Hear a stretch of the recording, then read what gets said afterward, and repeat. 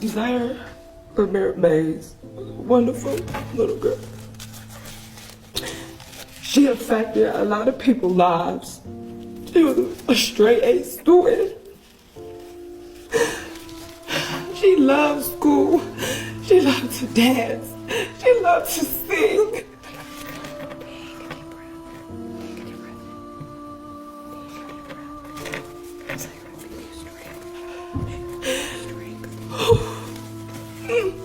She was very respectful and very mature for her age.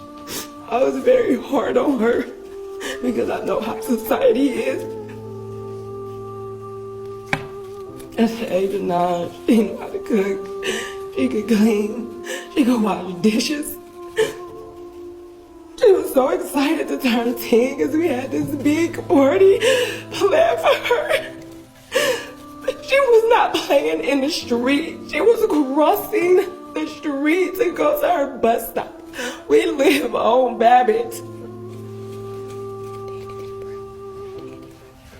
I don't understand what I am going through. I am seeing a psychiatrist. I am on 3 different medications. I have tried to kill myself. This is just so unfair. And I would have some type of sympathy for Lacynthia if she just would have stopped. The accident had already happened. She broke my daughter's neck. That is how my daughter died. She died on the scene. She was in the hospital for 15 days because I couldn't let her go.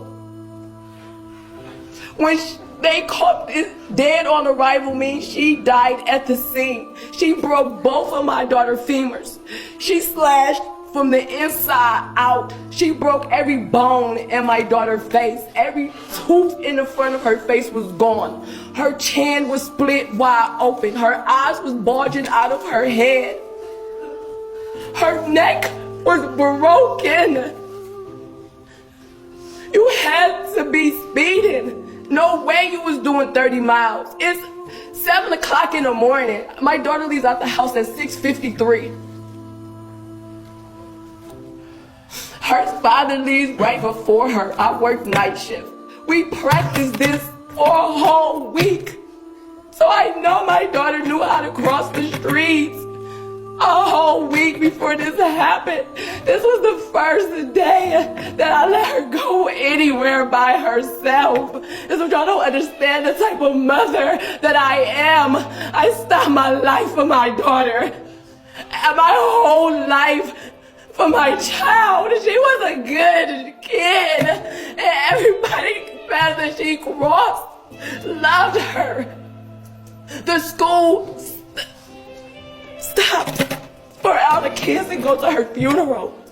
She had 9 birthdays and my cousin was at every last birthday. Her kids was at every last birthday. I don't have that anymore. I can't hold my daughter. I can't yell at her. I can't put her on punishment. I don't have any more kids. And for you to just disregard, you knew what you did, how your tire fell off, your bumper was off. A cone not gonna do that. I don't care that it was construction, a little couple of minutes. A cone wouldn't have done that. A car was, a RTA Transit was behind her and blew because they seen my daughter. How you didn't see her? So you that into your phone? Somebody's behind you blowing, warning you. This is not fair to me. As a driver, you are obligated to pay attention. Not only your license was suspended when you was driving to begin with. You didn't even have insurance. That you finna hit my child. You killed her on the scene. There was no tire marks in the streets. You kept going.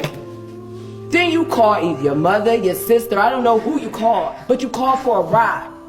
You went into the gas station. You paid $10 for gas. You was on the phone calling a tow truck. And you took your butt to work like my daughter was not nothing.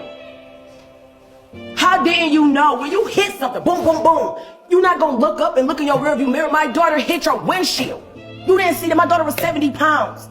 You didn't feel that? You didn't run her over. You hit her and she flew.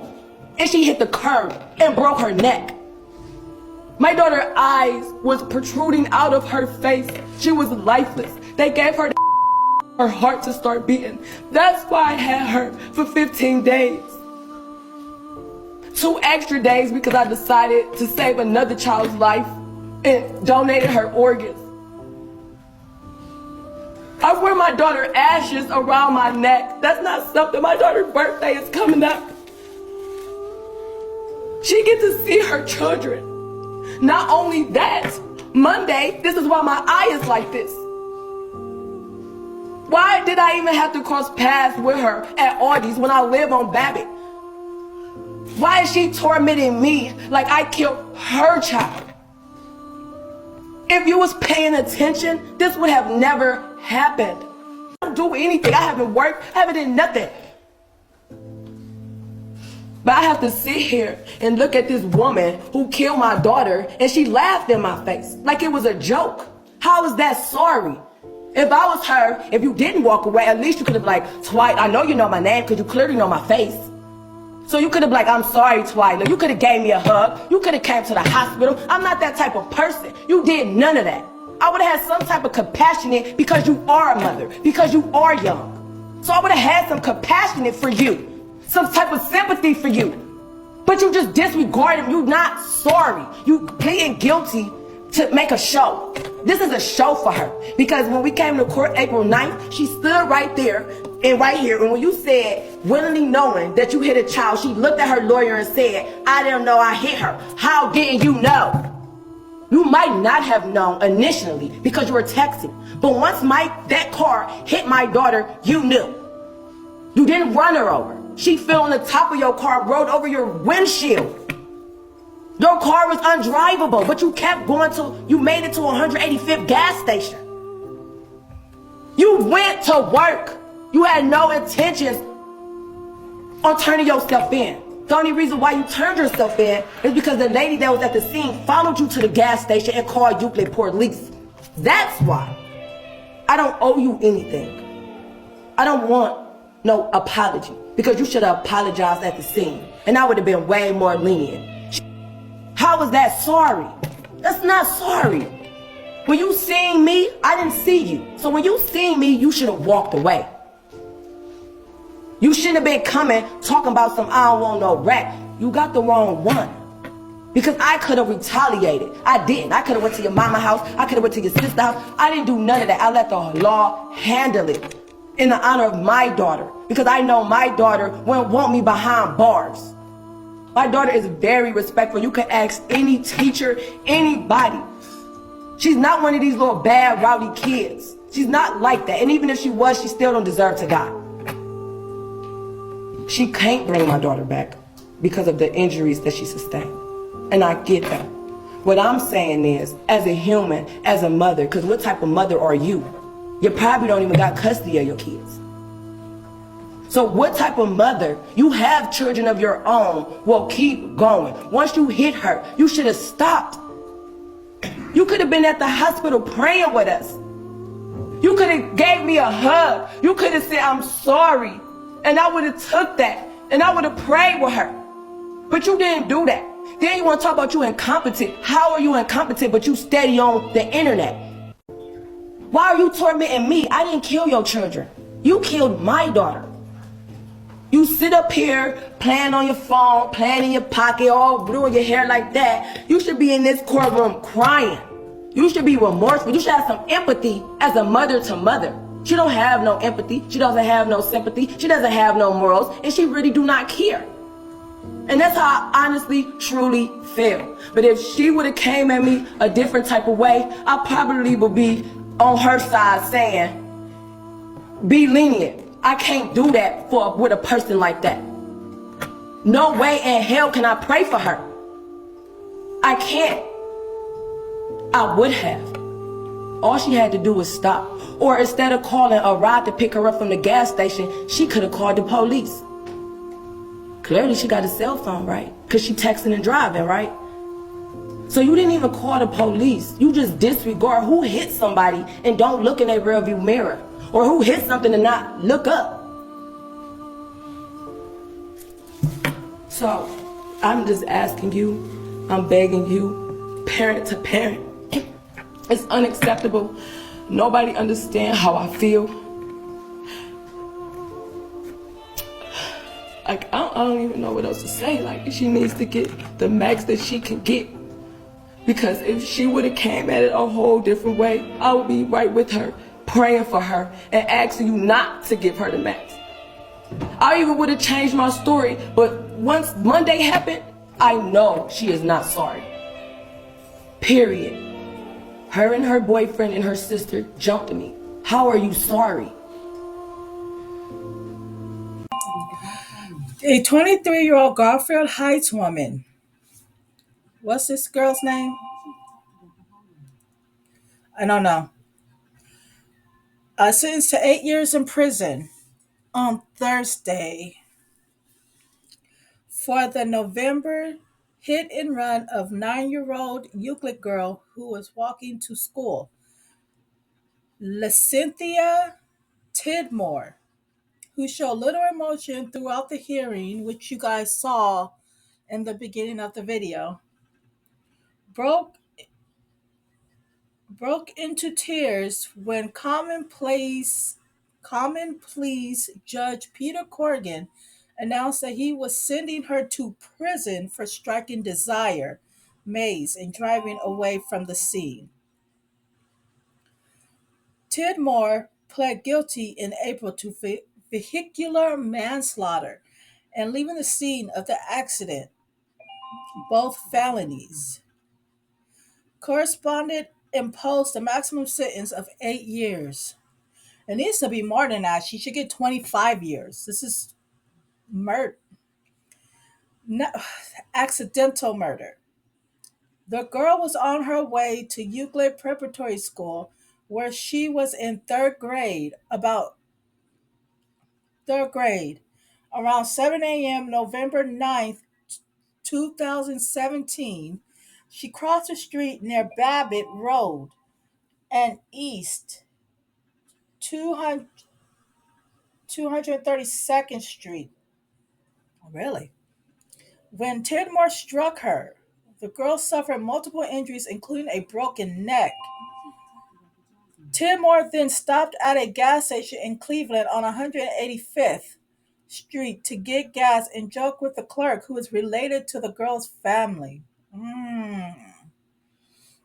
about the damage to her car. She called police later that day to arrange her surrender.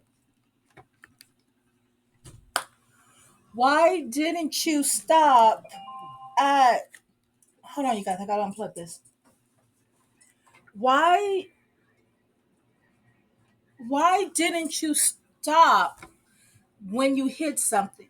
Like like the mother said, uh, why didn't you look up? Why didn't you just stop? You just kept going. Poor girl, according to the mother, she suffered more than a broken neck.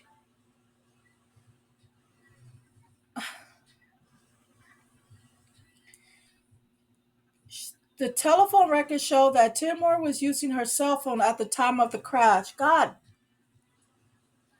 wow. Desire lived for 14 days in the hospital before she eventually died. Tidmore apologized in court but maintained that she didn't stop because she didn't think she hit a child, prosecutors said. When you hit somebody, they leave a dent in your car and you can, it's like a little hump, you know? And how can you not feel that? Your car bouncing, right? How can you not feel that as you squish the girl under your damn tires?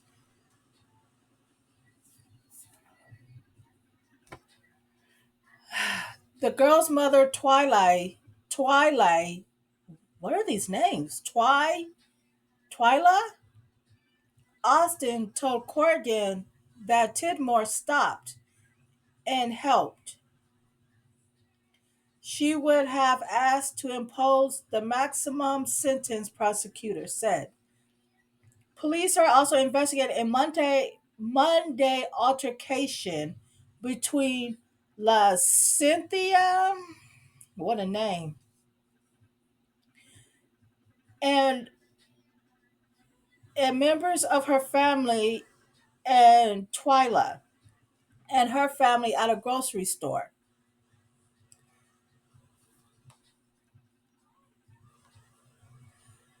Oh my jeez, man, I swear. Despite Lacynthia's earlier sentence being overturned, and she had the sentence of maximum of 25 years.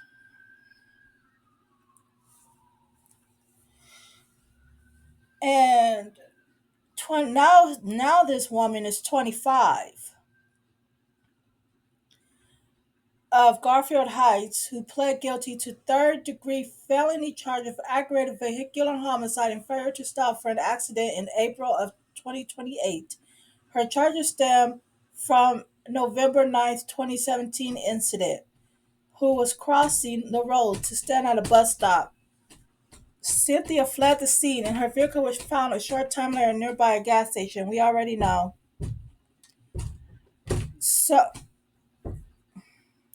so she got her 8 years. I think she should have got a lot more, or she should have got ran over. Uh, and see how it felt.